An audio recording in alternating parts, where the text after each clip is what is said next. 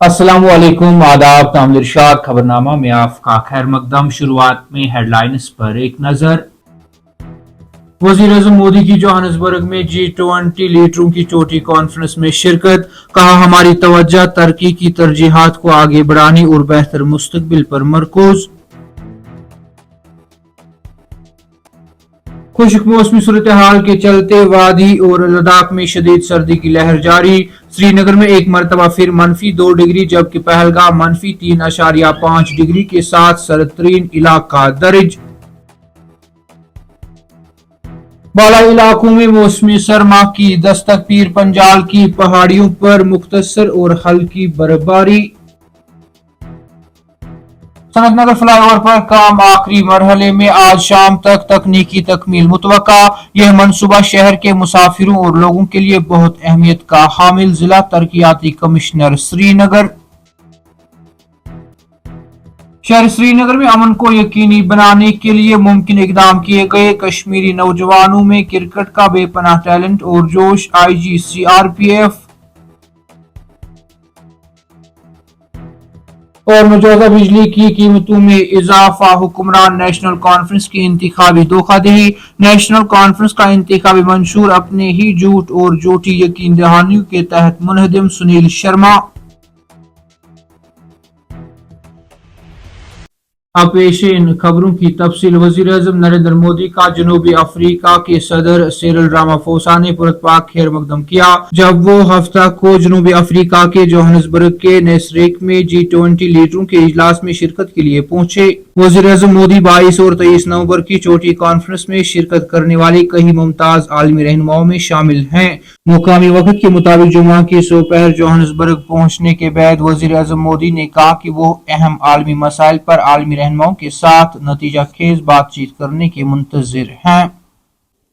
रवा माह के इब्तिदाई दिनों से वादी में शिद्दत की सर्दी जारी है।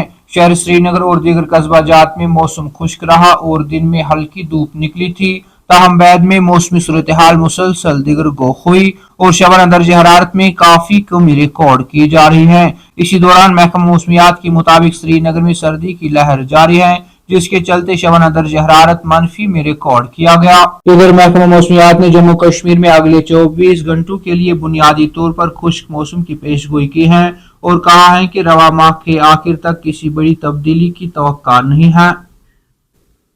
जिला तरक्याती कमिश्नर श्रीनगर अक्षय लाबरू ने कहा कि सनतनगर फ्लाईओवर प्रोजेक्ट अपने आखिरी मरहले में पहुंच गया है जिसमें एक ट्यूब कामयाबी के साथ लोड टेस्टिंग मुकम्मल कर रही है और दूसरी ट्यूब आज तक मुकम्मल होने की उम्मीद है।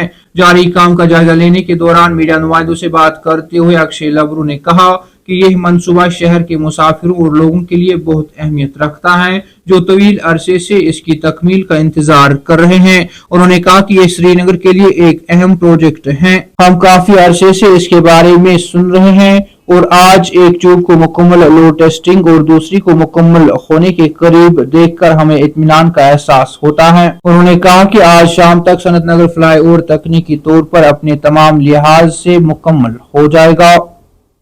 नेशनल कॉन्फ्रेंस पर सख्त हमला करते हुए कायदे हिज़्ब इख्तिलाफ सुनील शर्मा ने हफ्ता के रोज पार्टी पर इल्जाम लगाया कि वो इंतखाबात से पहले मुफ्त बिजली का वादा करके इंतखाबी धोखाधड़ी का इर्तिकाब कर रही हैं और अब अवाम पर 20% टैरिफ में इजाफे का मुआवजा बोझ डाल रही हैं। सुनील शर्मा ने कहा कि नेशनल कॉन्फ्रेंस का 2024 का इंतखाबी मंशूर अपने ही झूठ और झूठी यकीन दहानियों के तहत मुनहदिम हो गया है। उन्होंने कहा कि उमर अब्दुल्ला ने जम्मू कश्मीर में हर घर को 200 यूनिट मुफ्त बिजली देने का वादा किया था। आज 1 साल से ज्यादा अरसा बाद इस वादे को पूरा करने के बजाय उनकी हुकूमत पैकावर के इस्तेमाल के चार्जेस में 20% इजाफे के साथ लोगों को लूटने की तैयारी कर रहे हैं। वजीर आला को बराह रास्त चैलेंज करते हुए सुनील शर्मा ने कहा कि अगर उमर अब्दुल्ला ईमानदार हैं तो वो बताए कि कितने घरानों ने नाम निहाद मुफ्त 200 यूनिट्स हासिल किए हैं। लोग ये जानने के मुस्तहिक हैं कि उन्हें कैसे बुरी तरह से गुमराह किया गया है। तामिल इरशाद खबरनामा में आज के लिए इतना ही। कल फिर से मुलाकात होगी, तब तक के लिए अल्लाह हाफिज।